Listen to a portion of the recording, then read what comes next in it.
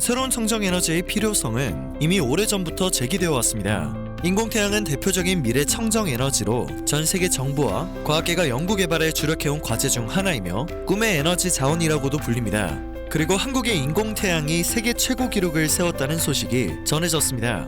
플라즈마는 고체, 액체, 기체를 넘어선 제4의 상태를 뜻하는데요. 한국의 인공태양 K스타가 섭씨 1억도 초고온 플라즈마를 20초 동안 유지하는 데 성공하며 인류의 핵융합 연구의 역사를 새로 쓴 것입니다. 태양 중심의 온도는 1500만 도인데요. 7배에 달하는 1억도 수준의 플라즈마를 10초 이상 운전한 것은 전세계 핵융합 장치 중 K스타가 처음입니다. 1에서 2초가량의 차이가 아니기에 전세계는 입을 다물지 못하고 있습니다. 높은 기술력을 자랑하는 다른 나라의 핵융합 장치들의 경우 순간적으로 1억도 이상 초고온 플라즈마를 달성하긴 했지만 이를 10초 이상 유지하지 못했기 때문입니다. 1억도의 플라즈마는 매우 불안정해서 쉽게 붕괴됩니다. 불안정한 상태를 버텨내고 오랫동안 초고온 상태를 유지할 수 있어야 실제 핵융합 반응이 일어날 수 있죠. 즉 플라즈마를 얼마나 오랜 시간 유지할 수 있는지가 핵융합 발전 기술력을 결정한다고 볼 수 있겠습니다. 현재 한국의 핵융합 발전 기술력이 세계 최고 수준에 오른 것입니다. 특히 각국 전문가들은 놀라움을 금치 못하고 있습니다. 한국의 경우 미국과 유럽연합 등 선진국에 비해 무려 40에서 50년 늦게 관련 연구를 시작했기 때문인데요. 반면 일본은 크게 당황하는 모습입니다. 미국과 일본은 이미 1999년에 플라즈마 온도를 1억도로 끌어올린 바 있습니다.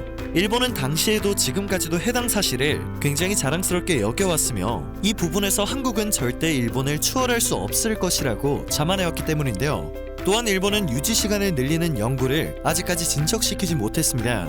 그리고 함께 연구를 진행했던 미국은 일본과 합작하기보다는 이제 한국과 함께 연구를 진행하고 싶은 뉘앙스를 풍기고 있는데요.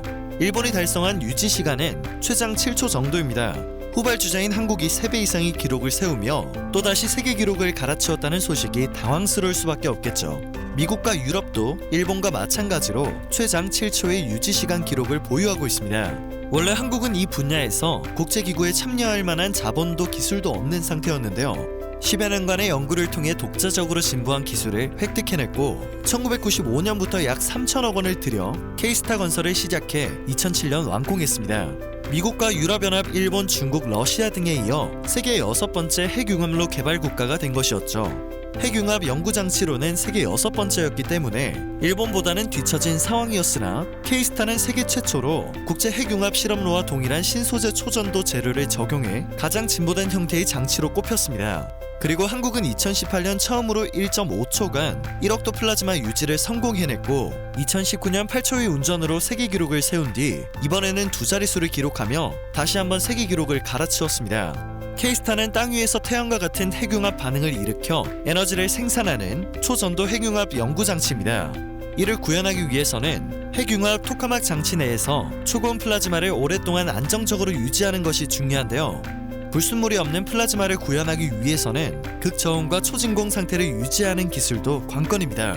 다른 나라의 핵융합 장치들은 K스타와 같은 초전도 자석이 아닌 상전도 구리 자석을 이용하기 때문에 과도한 온도 상승으로 장시간 운전을 하는데 한계를 겪어왔던 것인데요. 그런데 한국이 세계 최고 기록을 세웠다는 소식이 전해지자 일본에서는 본격적으로 추격을 시작하면 된다는 반응이 나오고 있습니다. 일본은 유럽과 함께 K스타보다 10배 큰 규모의 핵융합 장치인 JT60SA를 올해 초 완공한 바 있는데요. 여기에 큰 기대를 걸고 있는 것으로 보입니다. 본격적인 가동은 올해 말 시작되며 2025년부터는 성과가 나올 전망입니다. 하지만 한국은 세계 최고 기록을 달성했다고 해서 노력을 멈출 나라가 아닙니다. K스타 연구센터장은 유지 시간을 2023년까지 100초, 2025년까지 5분으로 늘리는 목표를 달성할 것이라고 말했습니다. 유지 시간 5분을 달성하면 불안정한 상태가 안정한 상태로 바뀌어 24시간 365일 영구적으로 1억도 플라즈마의 환경을 유지할 수 있게 된다고 합니다.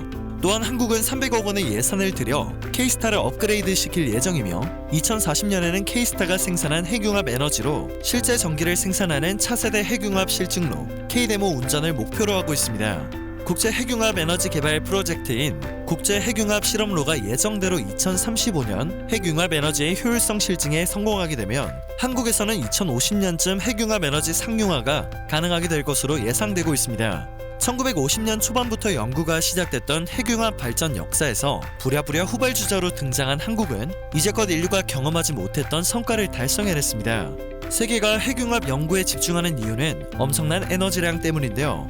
원자력 발전과 비교했을 때 에너지 효율이 7배나 높으며 비교적 안전 관리가 용이한 중저준위 폐기물만이 발생하기도 합니다. 차세대 미래 에너지로 각광받는 핵융합 기술에서 한 발 앞서게 된 한국의 소식 정말 자랑스럽습니다. 오늘 영상은 여기서 마치도록 하겠습니다. 마지막까지 시청해주셔서 정말 감사드립니다. 늘 새롭고 유익한 뉴스를 전하는 로버튜브 되겠습니다.